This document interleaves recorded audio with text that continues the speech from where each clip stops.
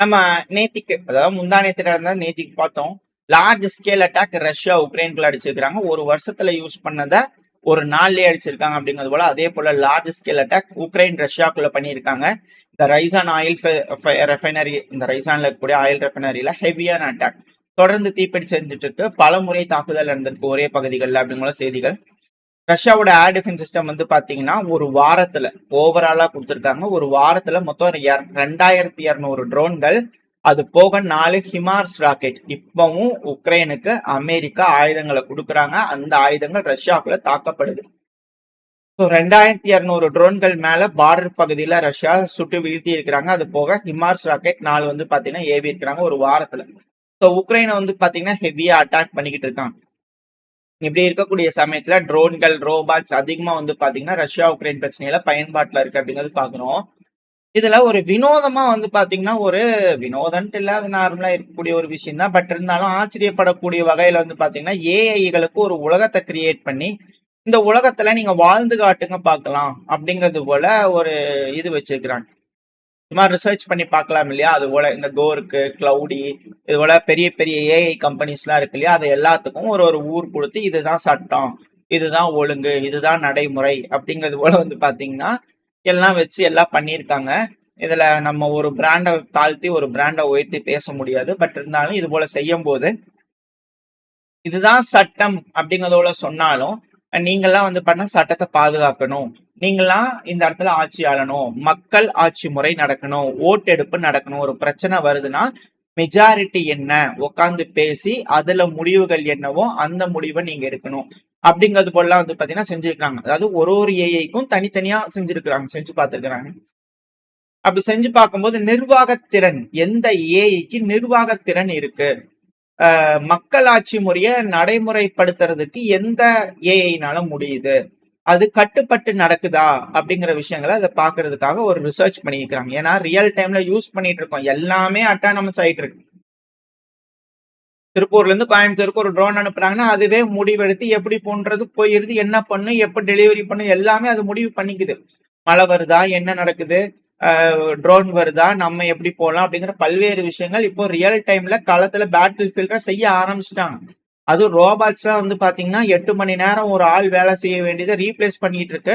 8 மணி நேரத்துக்கு தொடர்ந்து வேலை செய்ய முடியும் அப்படிங்கிறது போல காட்டுறாங்க. சீனா புள்ளி அட்டானமஸ் போர்ட் வந்து பாத்தீங்கன்னா உருவாக்கி இருக்கிறாங்க. ரோபாட்ஸை யூஸ் பண்ற மாதிரியான விஷயங்கள் கண் முன்னாடி பாக்குறோம், எதிர்காலத்தை பார்த்துக்கிட்டு இருக்கோம். இப்ப இந்த சமயத்துல இது போல ஒரு ரிசர்ச் தேவையான்னு கேட்டீங்கன்னா 100% தேவை. மனித மூளை எப்படி யோசிக்குது அப்படிங்கறத நம்ம பாக்குறோம். யுத்தமா வந்துட்டு இருக்குது. என்னதான் பண்ணாலும் ஒரு கட்டத்துல பேசிக்கிறாங்க, தீர்த்துக்கிறாங்க. ரோபோஸ் அப்படிங்கும்போது அதுக்கு ஒரு டயர்டு இருக்காது, எதுவும் இருக்காது. அது உருவாய் சண்டை பிடிச்சிட்டே இருந்தேன்னா என்ன பண்றது அப்படிங்கிற கேள்விகள் வருது. அது எப்படி யோசிக்குது, என்ன செயல்பாடு இருக்கு அப்படிங்கிறது போல இவ்வளவு கியாட்டிக், நீங்க சாகோஸ்ன்னு சொன்னா கியாட்டிக்னு சொல்லுங்க, இந்த அளவுக்கான ஒரு மோசமான ஒரு என்விரான்மெண்ட்டை உருவாக்குனதே கிடையாது. அதுவும் குறிப்பா இந்த எக்ஸ்ல வந்து பாத்தீங்கன்னா ஒண்ணு இருக்கும்ல, அதுல போய் கேள்வி கேட்டீங்கன்னா சொல்லும் இல்லையா, அதெல்லாம் வன்முறை கட்டவிழ்த்து விடப்படுகிறது அப்படிங்கிறது போல வந்து பாத்தீங்கன்னா சொல்லிட்டு இருக்கிறாங்க. மாறி மாறி அடிச்சுக்குது, நான் சொல்றதான் கேட்கணும் அப்படிங்கிறது போல அதுங்களே அணிகள் பிரிஞ்சு அதுங்களே சண்டையை புடிச்சுக்கிட்டு ஏகப்பட்ட வேலைகள் அழிச்சாட்டியங்கள் பண்ணுது, லஞ்சம் வாங்குது, ஊழல் பண்ணுது. அது ரியல் டைம்லயே பார்த்தாச்சு. ஏதோ ஒரு எந்த நாடு, அல்பேனியான்னு நினைக்கிறேன். அல்பேனியால ஒரு மினிஸ்டரை வந்து பாத்தீங்கன்னா அப்பாயின்ட் பண்ணா ஏஐ மினிஸ்டர், அது லஞ்சம் வாங்கிடுச்சுன்னு ஜெயிலுக்கு கொண்டு போனேன் செய்திகள்லாம் நம்ம பாக்குறோம் இல்லையா? இப்ப அதெல்லாம் இதெல்லாம் கண் முன்னாடி தெரிகிறது. இப்படி இருக்கக்கூடிய சமயத்துல இவங்க கிட்ட எல்லாம் நம்ம ட்ரோனை நம்பி எல்லாம் அட்டானமஸ் பண்ணா எப்படி அப்படிங்கிற கேள்விகள் வருது. ஏன்னா அதோட பொறுப்பு மட்டும்தான் அதை செய்யுதா அப்படின்ற வேலைகள் வருது இல்லையா? இது தவறு, இந்த தவறு செஞ்சா இது வந்து தண்டிக்கப்படணும், இது தூக்கி ஜெயில போடணும் அப்படிங்கிறது போல அதுக்கு கட்டளை இருக்கு. அப்படின்னா அது தவறு இல்லை, அது எப்படி தவறாகும், இதுனா தவறா அப்படிங்கிறது போல வந்து பாத்தீங்கன்னா அதுங்கள் கேள்விகள் கேட்டு அதுங்கள் நியாயப்படுத்திக் கொள்கிறது, நல்லா வாழைப்பழமாட்டு பேசிக் கொள்கிறது அப்படிங்கிற செய்திகள்லாம் வருது. இதெல்லாம் பார்க்கும்போது உலகம் எங்கே சென்று கொண்டிருக்குது அப்படிங்கிற அச்சங்கள் இருக்கு. சரி, ஓகே, இப்ப மெயினான விஷயத்துக்குள்ளேயே வந்துடலாம். ரஷ்யா உக்ரைன் என்னாச்சு போர்க்களம் அப்படின்னு கேட்டீங்கன்னா திரும்பவும் சூடு பிடிக்க ஆரம்பிச்சிருக்கு. ஜாப்ரோசிசியா பகுதியில சர்னியவ் அப்படின்ற ஒரு பகுதியா திரும்பவும் ரஷ்யா முன்னேறி போய் பிடிச்சிருக்காங்க. ஏன்னா அங்க ரஷ்யா ஈரான் கொஞ்சம் பிரச்சனையை முடிக்கிற மாதிரி தெரியுது இல்லையா? ஈரானும் அமெரிக்காவும் நடுவில். ஏன்னா அமெரிக்கா பெருசா எதுவும் சண்டை பிடிக்கிற மாதிரி இல்லை, மனப்பான்மை மாறி இருக்கு. ஸோ அதனால இத்தனை நாளா ரெஸ்ட் எடுத்துக்கிறாங்க, எல்லாம் ரெடி ஆயிருக்கிறாங்க. இப்போ வண்டி எடு சகல போய் பாட்டு வருவோம் அப்படிங்கிற போல எல்லாம் கிளம்பிட்டு இருக்கிறாங்க. ஸோ அந்த கஸ்டாண்டினோவ்கா அந்த சைடு பார்க்குறோம். இப்போ ஜாப்ரோசியா பகுதியில் ஒரு சைடு முன்னேறிக்கிறாங்க. ஸோ இந்த பகுதிகள் நாங்கள் மீட் எடுத்தாச்சு. ஜாப்ரோசியா பகுதிகளில் அனைத்து ஃப்ரண்ட்லையும் திரும்பி முன்னேறக்கூடிய வேலைகள் ஆரம்பிச்சிருச்சு. போர் திரும்ப வந்து பாத்தீங்கன்னா ஆரம்பிச்சாங்க. ரஷ்யா உக்ரைன் காலத்துல ரொம்ப தீ பிடிச்சு எரிஞ்சுக்கிட்டு அது நடந்துட்டு தான் இருந்தது. ஸ்லோவாகுது. இப்ப திரும்ப கொஞ்சம் ஃபாஸ்டா இருக்கு ப்ராசஸ். அவ்வளவுதான், மற்றபடி ஒன்றும் இல்லை. இதுல என்ன ஒரு நல்ல விஷயம் அப்படின்னா, ரஷ்யாவும் உக்ரைனும் இந்த உடல்கள், இறந்த வீரர்களோட உடல்கள் இருக்கும் இல்லையா, அதுல 526 உக்ரைனோட உடல்களை ரஷ்யா கொடுத்துருக்காங்க. உக்ரைன் வந்து பாத்தீங்கன்னா 41 ரஷ்ய வீரர்களோட இறந்த உடல்கள் வந்து பாத்தீங்கன்னா ரஷ்யா கொடுத்துருக்காங்க. ஸோ இந்த பிரிசனர்ஸ், இந்த இறந்த வீரர்களோட உடல் மாற்றே வந்து பாத்தீங்கன்னா அதிகப்படியா ரஷ்யர்கள் தான் கொடுத்துக்கிட்டு இருக்காங்க. ஒரு டைம்ல கூட ட்ரிபிள் டிஜிட் தொட முடியல உக்ரைனால. இது வந்து பாத்தீங்கன்னா யோசனைகள், சந்தேகங்கள், ஏகப்பட்ட கேள்விகளை எழுப்பியிருக்கு. அது மட்டும் இல்லாம ரஷ்யா உக்ரைன் இந்த பிரிசனர் ஸ்வாப் சொல்லியிருந்தாங்க இல்லையா, இந்த மே 9 பரேடுக்கு வந்து பாத்தீங்கன்னா சீஸ்ஃபயர் போட்டிருந்தாங்க. அப்ப அதுக்கு பிரிசனர் ஸ்வாப் பண்ணிக்கலாம்னு சொல்லி பேசியிருந்தாங்க இல்லையா, அதே போல வந்து பண்ணா ஒரு பிரிசனர் ஸ்வாப் நடந்திருக்கு. 205 நபர்களுக்கு 205 நபர்கள் அப்படிங்கிற விகிதத்துல இருதரப்புலயும் வந்து பாத்தீங்கன்னா ஒரு நபருக்கு ஒருத்தர் அப்படிங்கறதுல 205க்கு 205 அப்படிங்கிறதுல ரஷ்யாவும் உக்ரைனும் பிரிசனர் ஸ்வாப் பண்ணிக்கிறாங்க, போர்க்கைதிகளை ஸ்வாப் பண்ணிக்கிறாங்க. இதுவும் வரவேற்கத்தக்க வேண்டிய விஷயம். பேச்சுவார்த்தைகள் நடைபெறுது, பேசிக்கிட்டு இருக்காங்க. முன்னாடி பைடன் அவர்களோட காலகட்டத்துல பேசல, இப்ப ட்ரம்ப் அவர்களோட காலகட்டத்துல பேசி இந்த எக்ஸ்சேஞ்ச் நடக்குது அப்படிங்கிறது வரவேற்கத்தக்க வேண்டிய விஷயம். இன்னொரு சைடு உக்ரைனோட அதிபரான ஜெலன்ஸ்கி அவர் பிளாக் பண்ணுவார் இல்லையா, பிளாக் போட்டிருக்காரு. ஸோ இப்போ என்ன சொல்றேன் அப்படின்னா, ரஷ்யன்ஸ் இருக்கிறாங்க இல்லையா, எல்லாத்தையும் சர்ச் பண்ணிக்கிட்டு இருக்காங்க, எல்லாத்தையும் தேடிக்கிட்டு இருக்காங்க. நாங்க எங்க போறோம், என்ன பண்றோம், ஏது பண்றோம் அப்படிங்கிற எல்லா விஷயத்தையும் பார்த்துக்கிட்டு இருக்காங்க. எதுக்கு பாக்குறாங்க? எங்களை அழிக்கணும்னு பாக்குறாங்க. உக்ரைனோட லீடர்ஷிப் ஜெலன்ஸ்கி அவர்கள், உக்ரைனோட தலைமை அழிக்கணும்னு பாக்குறாங்க அப்படின்னு ஜெலன்ஸ்கி அவர் சொல்றாரு. அதாவது அவரை அழிக்கிறதுக்கு ரஷ்யா திட்டம் போட்டாங்களா இப்போ அப்படிங்கிற போல கேள்விகள் வருது. கொஞ்சம் பதட்டங்கள் தெரிய ஆரம்பிச்சிருக்கு. ஏன்னா உக்ரைன் வந்து பாத்தீங்கன்னா ஆல்ரெடி ஒரு ப்ரிப்பேர் பண்ணிட்டாங்க, ரீசன்ட் பிளான், ரெஸ்பான்ஸ் பிளான் வந்து ப்ரிப்பேர் பண்ணிக்கிறாங்க. இது போல தலைமை அடிக்கிறாங்க அப்படின்னா நம்ம எப்படி அதுக்கு ரெஸ்பாண்ட் பண்ணணும், நம்ம அவங்க தலைமை எப்படி அடிக்கணும் அப்படிங்கறத வந்து பாத்தீங்கன்னா யோசிச்சிருக்காங்க.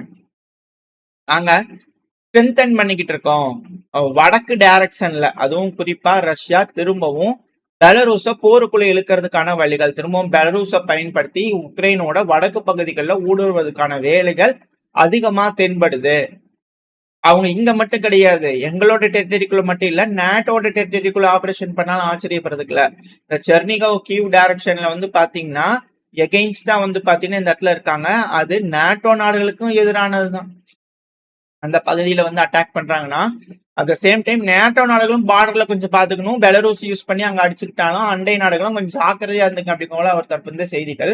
At the same time Rada இருக்கு இல்லையா, அதாவது பார்லிமெண்ட்லாம் இருக்கு இல்லையா உக்ரைன்ல இருக்கக்கூடியது, அங்க இருக்கக்கூடிய இமேஜஸ், இது எல்லாத்தையும் வந்து பாத்தீங்கன்னா சேட்டலைட் இமேஜஸ், ட்ரோன்கள் கண்காணிக்கிறது, இது எல்லாத்தையும் வந்து பாத்தீங்கன்னா ரஷ்யாவே வெளியிட்டு இருந்தாங்க. நம்ம ஒரு 2 நாளைக்கு முன்னாடி பார்த்தோம்.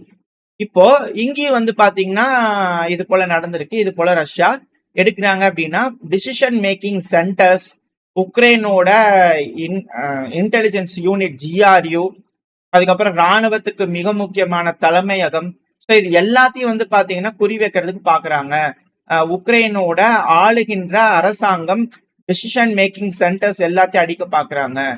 ஸோ இது கண்டனத்துக்குரியது, குற்றம் அப்படிங்கிறதோட ஜெலன்ஸ்கி அவர்கள் தரப்பு ஒரு பயங்கரமான விஷயங்கள் சொல்லியிருக்கிறாரு. இது மேற்கு நாடுகள் எப்படி ரெஸ்பாண்ட் பண்ண போறாங்க அப்படிங்கிறது பார்க்கலாம்.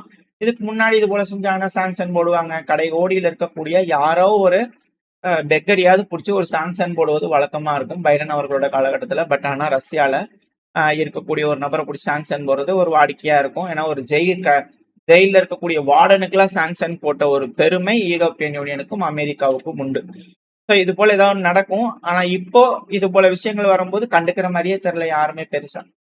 அதனால வெயிட் பண்ணி பார்ப்போம் என்ன நடக்க போகுது, ஏது நடக்க போகுதுன்னு. இந்த ரஷ்யா உக்ரைன் பிரச்சனையில ஒரு மிக பெரும் எஸ்கலேஷன் வந்துருமா? இந்த பிரச்சனையை முடிக்கிறதுக்காக அமெரிக்கா கிரீன் சிக்னல் கொடுத்துருவாங்களா? நான் பேசி பார்த்தேன், கேட்கற மாதிரி தெரியல. ரஷ்யா சீக்கிரமா முடிச்சுடுப்போம் அப்படிங்கிறதால ஏதோ ஒன்று சொல்லிடுவாங்களா அப்படிங்கிற கேள்விகள் இருக்கு. ஸோ வெயிட் பண்ணி பார்ப்போம் என்ன நடக்க போகுது இந்த ரஷ்யா உக்ரைன் பிரச்சனையில. அடுத்தடுத்த நகர்வுகள் என்ன இருக்குன்றத செய்திகள் பேஸ் பண்ணி பார்க்க ஆரம்பிச்சிடலாம். இந்த பதிவுல ஓரளவுக்கான தகவல் பார்த்திருப்போம். இந்த பதிவு பயனுள்ளதா இருந்துச்சுன்னா நம்ம சேனலை லைக் பண்ணிட்டு உங்க ஃப்ரெண்ட்ஸ் ஷேர் பண்ணிக்கோங்க. கூடவே சப்ஸ்கிரைப் பண்ணலாம். மறக்காம சப்ஸ்கிரைப் பண்ணிக்கோங்க. அப்பதான் நம்ம போடக்கூடிய பதிவுகளை மச்சு யூடியூப் 4 பேருக்கு ப்ரோமோட் பண்ணும். உங்களோட அன்பு ஆதரவு எனக்கு எப்ப இருக்கும்னு நம்பிக்கையில அடுத்த பதிவுல உங்களை சந்திக்கிறேன். Stay safe. பை.